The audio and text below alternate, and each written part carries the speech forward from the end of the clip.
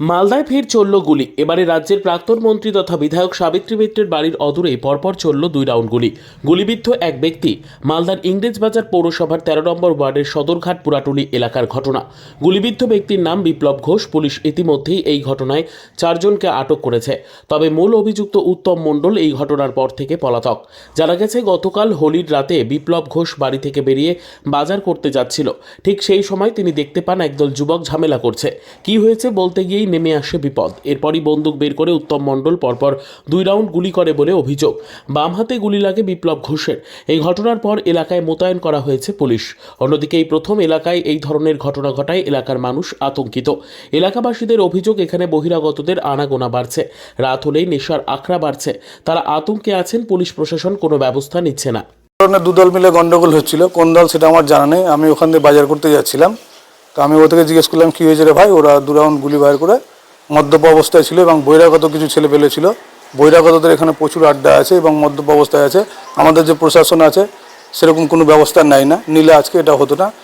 আজকে আমার হাতে লেগেছে, যদি বুকে বা পেটে লাগতো তাহলে আমি এই দুনিয়া থাকতাম না। 5 মাস ধরে বেরোজগার আছি আমার বুকের প্রবলেমের জন্য, অথচ আমার উপরে এটা হলো। আমি ওদের শাস্তির দাবি চাই, আমার ক্ষতিপূরণের দাবি চাই। এলাকায় কি বহিরাগত ঢুকছে? হ্যাঁ, এলাকায় বহিরাগত ঢুকছে এবং মদ, নেশারু এবং মোবাইল পাচারকারী এগুলো কাণ্ড কারখানায় মাঠের উপরে চলে। কোথা থেকে আসছে আপনি? বাইরে বহিরাগতরা নিয়ে আসছে, এখন কোথা থেকে নিয়ে আসছে সেটা আমি বলতে পারবো না। কালকে আপনি কোথায় যাচ্ছিলেন? আমি বাজার করতে আসলাম, বাড়িতে দিদিরা এসেছিল, আমি চায়ের দুধ চিনি আনতে যাচ্ছিলাম।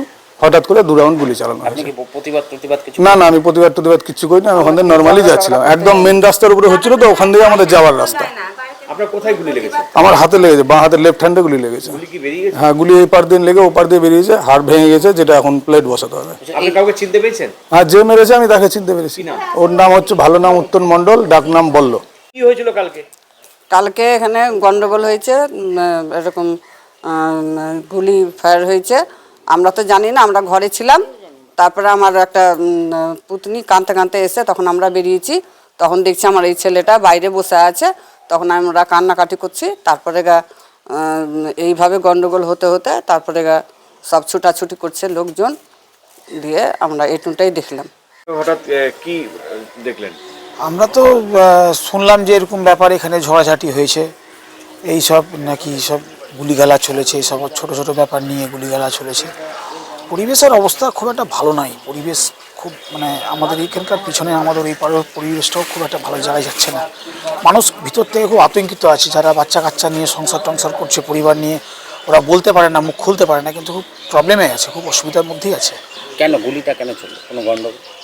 এই কথা কাটাকাটি এইসব নিয়ে সব শুনছি, তাছাড়া আমরা তো চোখে দেখিনি। না, এইসব বিষয়ে আমরা কিছু জানি না, এইসব বিষয় নিয়ে কিছু জানি না। এই এলাকা কি এরকম অশান্ত হয়ে যাচ্ছে?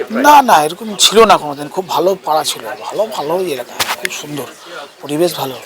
কিন্তু হঠাৎ এরকম হয়ে যাচ্ছে, কিছু বাইরের সমাগম থাকে, লোকজন থাকে, এসব। বাইরের লোকদের কি আনাগোনা বেশি হচ্ছে? হ্যাঁ, আড্ডা ফাড্ডা হয়তো হয়, কম বেশি একটু হতেই পারে। Bureau report, PB news. Dreamland nursing home, ঠিকানা ইন্দ্রপ্রস্থ, বাবুরবাগ, পূর্ব বর্ধমান। পিন নম্বর 713104। যোগাযোগের নম্বর 9775163111।